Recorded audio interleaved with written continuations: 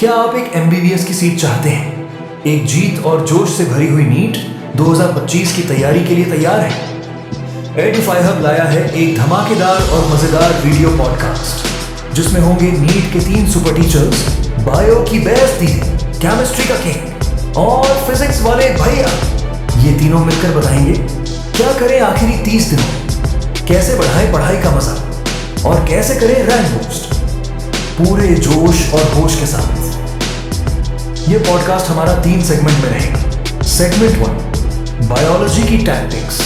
NEET का section है 360 marks का। यहाँ रैंक बन भी सकती है, रैंक बिगड़ भी सकती है। तो आज हम आपको बताने जा रहे हैं रैंक बनानी कैसे है और किन गलतियों से आपकी रैंक बिगड़ सकती है, उन गलतियों को भी यहाँ पर डिस्कस करना है। तो NCERT का सबसे पहला रूल, NCERT का है हमारे लिए एक बाइबल। हर लाइन, हर डायग्राम, सब कुछ है आपके लिए इम्पोर्टेंट। ठीक। सेकेंड थिंग, शुरुआत कैसे करनी है। 1 मंथ की स्ट्रैटेजी है, 4 वीक्स हैं, कैसे पढ़े कि अच्छा स्कोर हो जाए।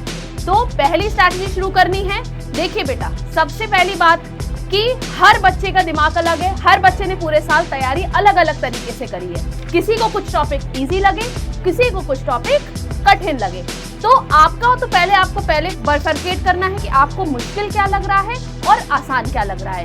हम आपको एक स्ट्रैटेजी प्लानर दे देंगे। सिंपल, आपको हाई वेटेज, पहले वीक में मान के चलिए आपको हाई वेटेज वाले उठाने हैं। जैसे ह्यूमन फिजियोलॉजी उठा लीजिए, सेल बायोलॉजी यूनिट उठा लीजिए और आपकी प्लांट फिजियोलॉजी उठा लीजिए। थोड़े कठिन भी हैं, लेंदी भी हैं, समय भी लगता है। इसको आप कर लेंगे। उसके बाद आप 3 वीक्स में आप डिवाइड करें। चौथे वीक्स में आपको कुछ नहीं पढ़ना है, सिर्फ और सिर्फ बेटा मॉक टेस्ट देने। ठीक, पहला पॉइंटर। सेकंड, पढ़ना कैसे है। आप उठाइए NCERT। पूरे साल आपने नीट की तैयारी करी होगी, चाहे आप 12th में रहे हो, चाहे आप रिपीटर रहे हो, चाहे आप 2 साल के ड्रॉपर रहे हो। नोट्स सबके पास प्रिपेयर है। नोट्स आप पढ़ेंगे। सिंपल सा, आपने पढ़ा, मान के चलिए सेल बायोलॉजी उठाई, आपने सारा प्रोकैरियोटिक पढ़ लिया, यूकैरियोटिक पढ़ लिया। 1 घंटे में नोट्स आपके रिवाइज हो गए। एक बार आपने NCERT का लाइनर्स पढ़ लिए सारे। डायग्राम प्रैक्टिस कर ली। 2.5 आवर में आपकी बायोलॉजी कंप्लीट हो जाएगी। जब आपकी 2.5 आवर में कंप्लीट हो जाएगी, उसके बाद कम से कम आपको 80 MCQ per day that unit complete करके चलनी है। ये काम आपका रहेगा डेली शेड्यूल का 3 वीक तक। उसके बाद आपको क्या करना है बेटा, 4th वीक में आप कहीं से भी मॉक टेस्ट वाली चीजें उठाइए। सिंपल, मॉक टेस्ट आप उठाएंगे, आपको मॉक टेस्ट देना है। इससे आपका क्या होगा बेटा, टाइम मैनेजमेंट का पता चलेगा। ठीक है, टाइम मैनेजमेंट आपको पता चलेगा कि मुझको कितना टाइम लग रहा है। ऐसा तो नहीं है मुझे पेपर तो पूरा आता था, लेकिन टाइम जब देखने पे आए, अरे सारा टाइम फिजिक्स में चला गया। हमारा क्या टारगेट रहता है नीट एस्पिरेंट का कि सिंपल सबसे पहले बायोलॉजी उठाएंगे, क्योंकि वेटेज भी है ना भाई, 360 मार्क्स का, 45 बॉटनी का, 45 जूलॉजी का।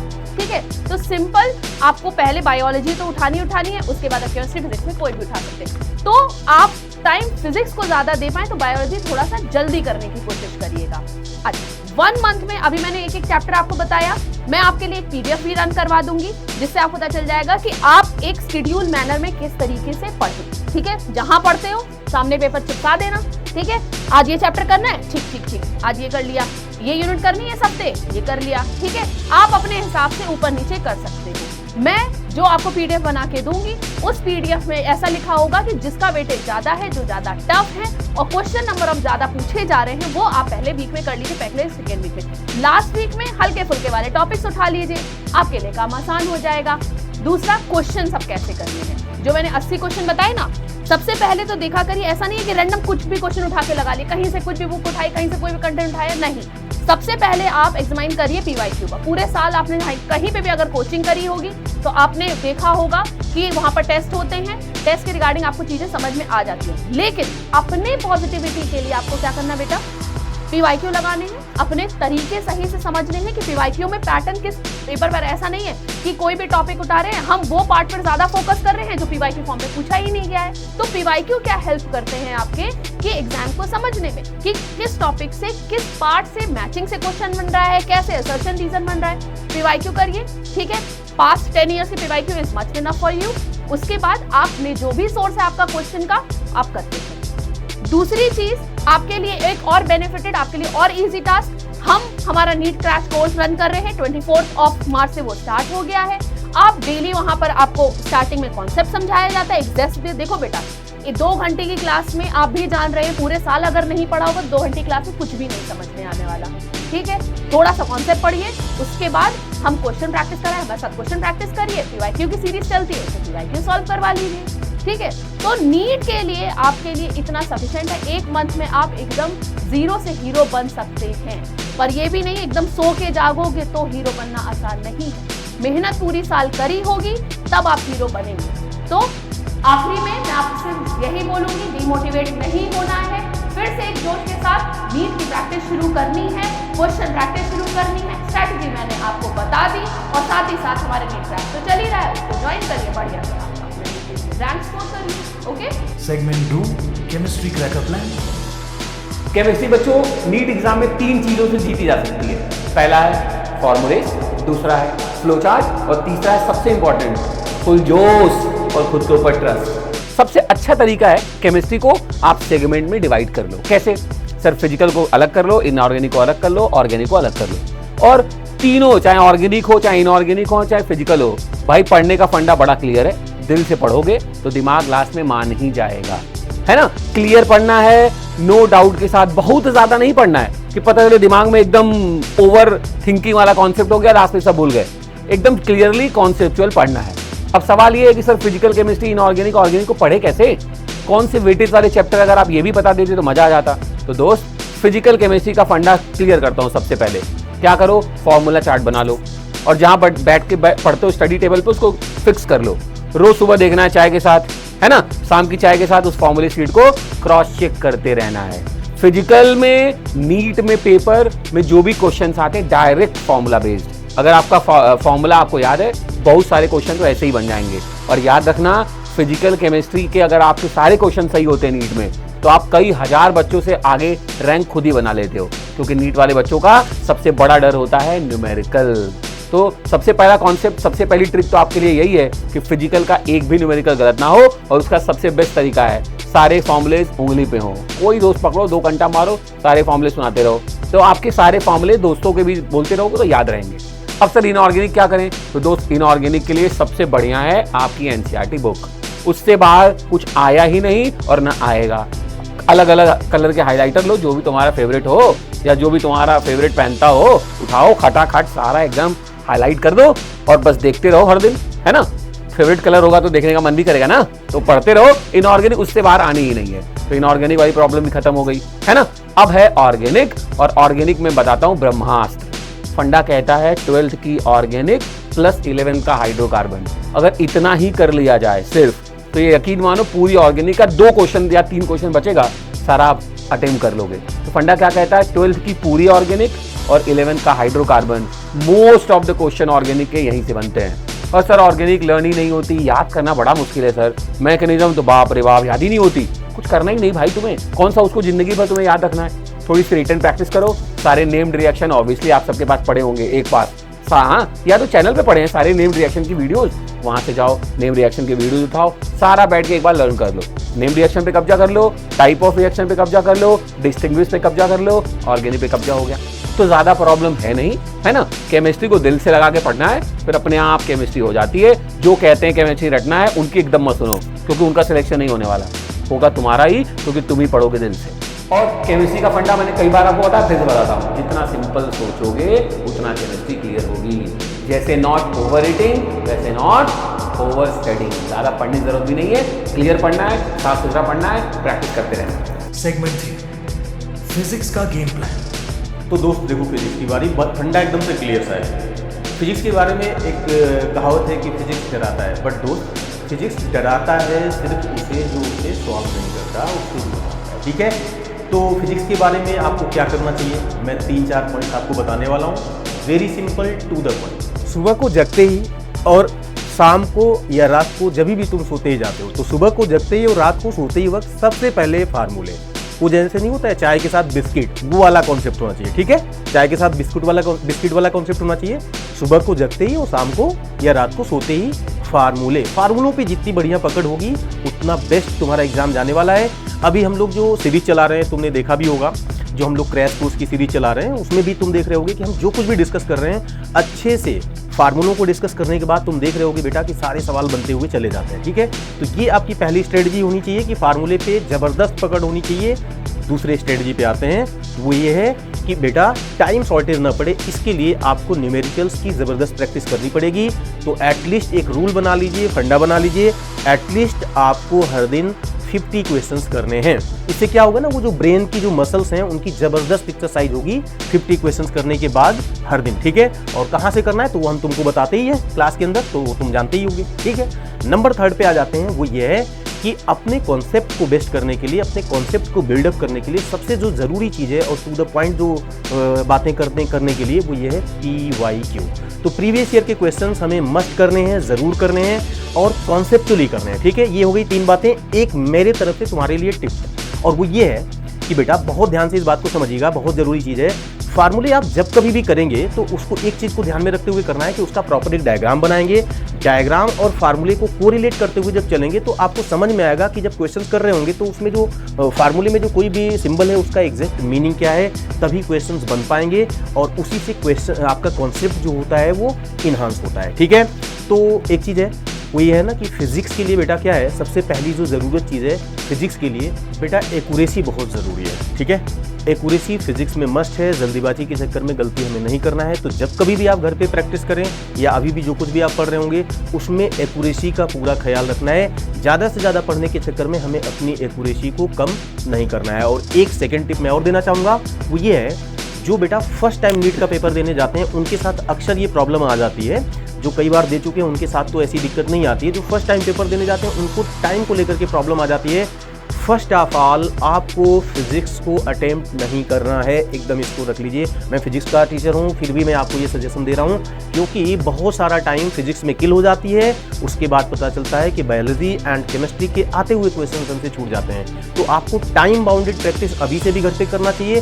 हो सके तो बेहतर होगा कि आप टाइमर लगा करके क्वेश्चन को सॉल्व किया करिए, पर क्वेश्चन के हिसाब से भी सॉल्व किया करिए, सेक्शन वाइज भी सॉल्व किया करिए, सब्जेक्ट वाइज भी सॉल्व किया करिए।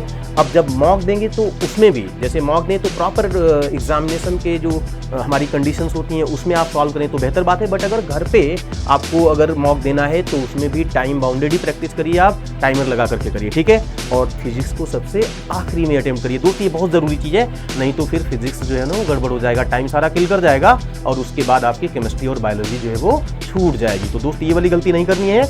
और जो चीज़ें हैं एकदम से बिल्कुल रिलैक्स मोड में करना है, प्रेशर नहीं लेना है, आराम से करना है। प्रेशर नहीं लेने से मेरा मतलब है कि ये नहीं कि रात भर सो नहीं रहे हैं और बिल्कुल पढ़ाई में लगे हुए हैं, ऐसा नहीं है। आपकी नींद प्रॉपर मस्ट होनी चाहिए, अदरवाइज ये जो है ना वो काम करना बंद कर देगा, गड़बड़ हो जाएगा सब कुछ, है ना, सारी स्ट्रेटजी कम पड़ जाएगी। तो इसलिए दोस्त बिल्कुल रिलैक्स होते हुए पढ़िए, जिस तरीके से बताया गया है उन चीज़ों को फॉलो करते हुए चलिए, ठीक है। Segment 4, mock test, time table and final booster plan. तो टीचर्स हमें बताएं कि लास्ट 30 डेज का सिलेबस प्लान क्या होना चाहिए एक नीट एस्पिरेंट के लिए। सर आपसे शुरू करेंगे।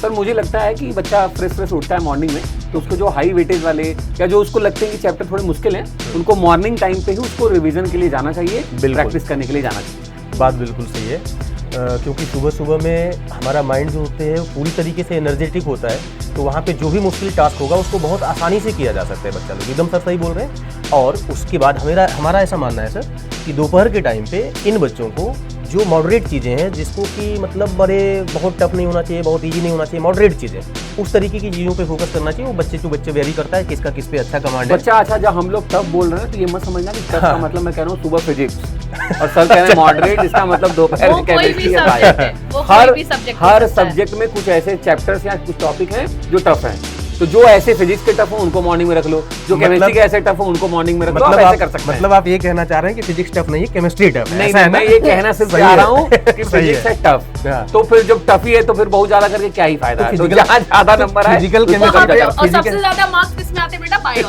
नहीं, तो फिजिकल केमिस्ट्री पे इतना हाईलाइट क्यों हो रहा है कि इसमें जो है कि ज्यादा से ज्यादा न्यूमेरिकल पे प्रैक्टिस करनी है, ये बताइए। नहीं बच्चा, ये बच्चा जो बात है स्कोर आपका फिजिक्स ही बनाएगा, है ना। अगर आपको बढ़िया कॉलेज और बढ़िया एमबीबीएस सीट चाहिए तो बायो और केमिस्ट्री बढ़िया होने के साथ साथ फिजिक्स में आपको बहुत बढ़िया नंबर आने पड़ेंगे, अदरवाइज फिर वो सपना सपने में ही हाँ, आएगा, ये वो एकदम हकीकत नहीं ये बनेगा। बिल्कुल सच है। देखो बिना फिजिक्स के सिलेक्शन इज नॉट पॉसिबल, एक मतलब बिल्कुल नीट की दुनिया में फेमस डायलॉग है, तो इसको आप ध्यान रखेंगे। फिजिक्स में प्रैक्टिस दमदार वैसे ही होनी चाहिए जो थोड़ी देर पहले मैंने आपको सजेस्ट किया है, और शाम के टाइम पे बिल्कुल हल्की सी चीज जिसको ऐसे मतलब पन्ने पलटे और चीजें चलती लास्ट चली टाइम गई, है कि नहीं रिवीजन टाइप, है लास्ट ना? टाइम रिवीजन जैसे बायोलॉजी अच्छा last time revision type, last simple time सी बात है, आप कोई भी टॉपिक उठाइए, देखिए बेटा स्कोर अगर अच्छा करना है फिजिक्स को हटाइए, बायोलॉजी केमिस्ट्री स्कोर अच्छा दे देगी, लेकिन रैंक कौन अच्छा देगा? फिजिक्स देगी। ठीक है, एक बात माइंड में मेकअप कर पे चलिएगा। देखिए सुबह आप उठे, हाई वेटेज टॉपिक उठाई, चाहे फिजिक्स की, केमिस्ट्री की, चाहे बायोलॉजी की, उठा लिए, शाम आते आते दिमाग हो जाता है एग्जॉस्ट। ठीक, सिंपल सुंदर सुंदर डायग्राम दिखेंगे, किसमें दिखेंगे? बायोलॉजी में। सिंपल सी बात है, मन लगता रहेगा। तो शाम के टाइम में आप सुंदर सुंदर डायग्राम प्रैक्टिस करिए, क्योंकि क्वेश्चन देखते हो ना, क्वेश्चन में वहां पर XYZ लिख दिया, फिल करिए XYZ। आपको लेबलिंग ही नहीं आएगी तो क्या कर लोगे आप? ये तो बात रही कि कैसे शुरुआत करनी है दिन की, क्या करनी है। अभी तुम लोग पता है किस में लगोगे? अभी ये वीडियो के बाद अब देखोगे 1 मंथ स्ट्रैटेजी यूट्यूब पे डालोगे और हजारों वीडियो निकल के आएंगे, और तुम कम से कम 12 घंटे लगाओगे हर एक वीडियो देखो। 2x पे भी देखोगे ना, अरे ये भी नहीं समझ में आई, अरे ये भी नहीं समझ में आई, इसमें टाइम वेस्ट करोगे। कोई 1 मंथ स्ट्रैटेजी आपको नहीं समझा सकता, आपके गुरु खुद आप हो। आप समझ सकते हो कि मैंने क्या पढ़ा पूरे साल, मेरे कहाँ पर हूँ, मैं कहाँ रिलाई कर रहा हूँ, सीधी बात है। तो एक वीडियो देखिए, नॉर्मली आप समझ जाएंगे इस तरीके से हमें काम करना है। चुपचाप अब वो वाला सेक्शन बंद किया, अपनी किताबें खोली, पढ़ाई में लग गए, नो टाइम वेस्ट, सिंपल सी बात है। और सर वो बच्चों को OMR सीट वाला आइडिया दीजिए, क्योंकि वो बच्चे बड़ा गलती करते हैं। बेटा देखो क्या है, सर ने बहुत बढ़िया याद दिलाया, और ये बहुत मस्त बात है। ये बात तो सर बहुत पहले होनी चाहिए थी बच्चों के साथ, है ना। OMR को फिल करते समय एक जो कॉमन मिस्टेक बच्चे लोग करते हैं, हम लोगों से पिछली बार भी बहुत सारे बच्चे ऐसे मिले कि 2 बातें होती हैं कि पता चला C ऑप्शन टिक करना है, और लास्ट में गोला भरते समय जो है ना हमने D ऑप्शन टिक कर दिया। सही सॉल्व किया बट नेगेटिव में मार्क चला गया। ठीक है, तो OMR की अच्छी खासी प्रैक्टिस हमको अभी से करना शुरू कर देनी है। कैसे? हम लोग एक काम करते हैं सर, इन लोगों को देखो, हम लोग OMR की एक PDF दे देंगे, आप उसको बढ़िया सा प्रिंट आउट निकलवा लीजिए, और घर पे आप पहले से ही जो भी क्वेश्चन सॉल्व करिए, उसका कौन सा ऑप्शन आ रहा है OMR में अभी से ही OMR में डालना शुरू करिए। ठीक है, अभी से ही OMR में डालना शुरू करिए। और हाँ, OMR के लिए हम आपको एक स्ट्रेटजी ये बता सकते हैं, ऐसा भी नहीं करना है कि एक क्वेश्चन सॉल्व किया फिर OMR में गोला भर दिया। कम से कम 4 क्वेश्चन का आप कर लिए सोल्यूशन, क्योंकि उससे टाइम वेस्ट होती है। ठीक है, तो 4 क्वेश्चन आप एक बार में सॉल्व करिए। मैं सर इस पे कुछ बोलना चाहता हूं। जी देखो बच्चों, मैंने देखा है बहुत बार के नीट वाले बच्चों का ये प्रॉब्लम रहा है कि पहले उनको लगता है कि पहले सारे क्वेश्चन अटेम्प्ट कर लेंगे, फिर उसके बाद लास्ट में चल के सबको एक साथ गोला फिल करेंगे। कई बार ऐसा होता है, बहुत सारे बच्चों का छूट जाता है, या तो गलत फिल हो जाएगा या तो बहुत सारा क्वेश्चन खत्म हो जाएगा। तो बस मेरे कहने का सिर्फ इतना मतलब है, आप एक पार्ट उठाइए, उसको कंप्लीट किया, एक सेक्शन कंप्लीट किया, उसके गोला भर लो। जैसे मान लो आप सबसे पहले आपने बॉटनी उठाई, उसका 45 क्वेश्चन किया, पहले उसको फिल कर लो, फिर ऐसे जूलॉजी कर लो, ऐसे केमिस्ट्री कर लो। ये कतई मत करना कि पहले सारे क्वेश्चन कर लेंगे, लास्ट में फिल करेंगे। हर बार गड़बड़ होता है, मैक्स टाइम गड़बड़ होता है। एक बात बताएं, 180 डार्क सर्कल करने के लिए तुम्हें कम से कम 15 से 20 मिनट मिलेंगे, कम से कम मैं बता रहा हूँ। तो अपना जो भी ओवरऑल ड्यूरेशन ऑफ एग्जामिनेशन है ना, उसमें से उतना तो अभी कट कर लो। अगर एक्यूरेसी मेंटेन रखनी है तो आपको बाई पार्ट फिल करना चाहिए, पूरा का पूरा आखिरी में सॉल्व फिल नहीं करना है। बिकॉज अगर गलती से मतलब कुछ देखा जाए तो हमारा सॉल्व किया हुआ भी क्वेश्चन हमने गोले ही नहीं भर पाए, कॉपी ले ली गई, ऐसा भी सिचुएशन देखने को जल्दी में गड़बड़ भी तो हो जाता है। और इस प्रेशर में पता है क्या होता है सर, बीच का कोई क्वेश्चन अगर नहीं है, हमको छोड़ना है, हाँ, वो भी लगाना था 34 में डी, लग गया 33 में डी। अब सीरीज हम लाइन से लगाते जा रहे हैं, सब गड़बड़ हो गया, सब गड़बड़। एक बार ही बच्चे ने मुझे कंसर्न पिछले साल बताया था, अब बताओ पूरे साल मेहनत गई, आंसर सब उसने सही लगाए, लेकिन सिर्फ एक गायब होने के चक्कर उसके नीचे हाँ, सारे मार्क्स ही गड़बड़। हाँ, क्योंकि वो एक ही सीक्वेंस में भर रहा है ना, तो एक गलती सारे की सारी गलती। ये बात मान के चलो बेटा, प्रेशर उस समय बहुत होता है जब लास्ट के 20 मिनट बचते हैं ना, जब चेकिंग पे आता है, अच्छा गोले भी भर गए हैं, ये क्वेश्चन छोटा है, एक बार क्विक रिवीजन मार दे, ठीक है, तो उस समय प्रेशर बेटा बहुत तेज होता है। तो प्रैक्टिस एक मंथ में कम से कम OMR भरने की तो आप करिए। आखिरी 4th वीक में हमने जो बताया था, मॉक्स लगाना शुरू करिए, आप OMR से लगाना शुरू करिए उसको, सिंपल सी बात है। ठीक है, कंप्यूटर पे दे लो, कहीं का भी पेड ले लो, मॉक टेस्ट जैसे भी ले लो, मॉक टेस्ट हर संडे को हम भी आपको प्रोवाइड कराएंगे। कंक्लूजन कर लीजिए कंक्लूजन। अरे सर मैम, इम्पोर्टेंट बात, बहुत ही इम्पोर्टेंट बात अभी मैं भूल ही रहा था, सबसे ज्यादा जरूरी चीज है। क्या रह गया सर? गेस करिए, मुझे लग रहा है मैं क्या बताना चाहता हूं? आप टाइमिंग के बारे में बोलने वाले बोलेंगे कि वही दोपहर वाला बेटा बहुत इम्पोर्टेंट बात ध्यान रखिएगा। नीट का पेपर हमारा 2 बजे से स्टार्ट होता है, तो हम आपको ये सजेस्ट करेंगे कि आप एग्जैक्टली उसी टाइम पे जितना भी आप एमसीक्यू का प्रैक्टिस कर रहे हो, खासतौर से अपना जो हमारा जो मॉक टेस्ट जो आप प्रैक्टिस करते हो घर पे, आप उसी टाइम फ्रेम में करें ताकि आपकी बॉडी उसी हिसाब से एडप्टिव हो जाए उस टाइम के लिए और वर्क प्रॉपरली करे। पता चलता है उस टाइम पे जाने के बाद एग्जाम में हमको नींद आना शुरू हो गई, क्योंकि है ना? पूरे टाइम छुट्टी रहती है, स्कूल है ना इस टाइम। है ना मजेदार बात? दोपहर में सोते हैं। ये इंपॉर्टेंट बात थी सिंपल सी बच्चा, बात है। तो ठीक है। प्लीज दोपहर में और पता है- सोने वाली आदत बदल लो। एक और चीज से बताएं, सेंटर गांव वाले एरिया में इसमें भी चले जाते हैं, ऐसे सेंटर जहाँ पंखे नहीं चल रहे, अलग गर्मी लगती है, ठीक है, उस टाइम नींद बहुत तेजी में आएगी। मे तो वाला अभी से प्रैक्टिस करते हुए चलोगे तो वहां पर आपका तो माइंडसेट मतलब बना आप ये कह रही रहेगा। हैं पंखा बंद करके प्रैक्टिस करें बच्चे? ऐसा नहीं कह रहे हैं हम, नहीं ये तो पंखा मैं बंद करके मत करो, लेकिन हाँ एक होता है ना, शरीर चाहता है कि एक रूटीन मैनर रहना चाहिए, एक रूटीन हमारा रहना चाहिए, हमको इतने टाइम उठना है, उतने टाइम सोना है, ये सारी चीजें एक मन से करना शुरू कर दो, वरना क्या फायदा, तुम पूरे साल बढ़िया से पढ़े और जाके 2 बजे पेपर में सो। मतलब ये कुल मिला के दोस्त 2 बजे से 5 बजे जो शाम की आपकी टाइम है, इसमें ही अपना मॉक टेस्ट आप लगाया करें, इससे आपको बहुत बेनिफिट मिलेगी। ठीक है ना सर? जी बिल्कुल। आखिरी सवाल, एक ऐसी जोशीली लाइन जो हर स्टूडेंट को मोटिवेट करे। फिजिक्स के लिए जो एक सच है और एकदम शत प्रतिशत सच है, वो ये है कि प्रेशर नहीं, प्रिसीजन जीत दिलाता है। ठीक है, यानी आपको प्रेशर नहीं लेना है फिजिक्स को, जितना ज़्यादा एक्यूरेसी के साथ करेंगे जीत बेटा तभी होगी। ओके, मेरा मानना है बच्चा कि ऐसे सपने जो आपकी जिंदगी बदल दे उसके लिए जान लगा दो। तो मैं कहना चाहता हूँ कि हर गलती एक सीख है और हर दिन एक मौका है, तो उस मौके को यूटिलाइज करो और अपनी सीट पक्की करो। बायोलॉजी वैसे भी बहुत इजी सी है, प्यारी सी है, तो जितना आप बिलीव करते हो उतना आप अचीव कर सकते हो। सिंपल फंडा है बायोलॉजी का, ठीक है। तो ऑल द बेस्ट बच्चों आपके नीट 2025 के लिए। उम्मीद करता हूँ एक सीट आपने सुरक्षित कर ली होगी। ठीक है। और जितनी भी हम लोग यहाँ पे सीरीज लेकर के चल रहे हैं, उस सीरीज में आप पार्टिसिपेट कर रहे होंगे और उससे आप बेनिफिट भी उठा रहे होंगे, और डेफिनेटली वो सीरीज इसी तरीके से डिजाइंड है कि आपको नीट में एक रैंक, एक बेहतर सीट आपको बेहतर कॉलेज के अंदर दिला करके आए। ठीक है, तो हमारी पूरी कोशिश यही है और आप भी इस कोशिश में पार्टिसिपेट करिए और सभी लोग मिल करके करेंगे तो डेफिनेटली फोड़ेंगे, है कि नहीं? All the best champions, all the best.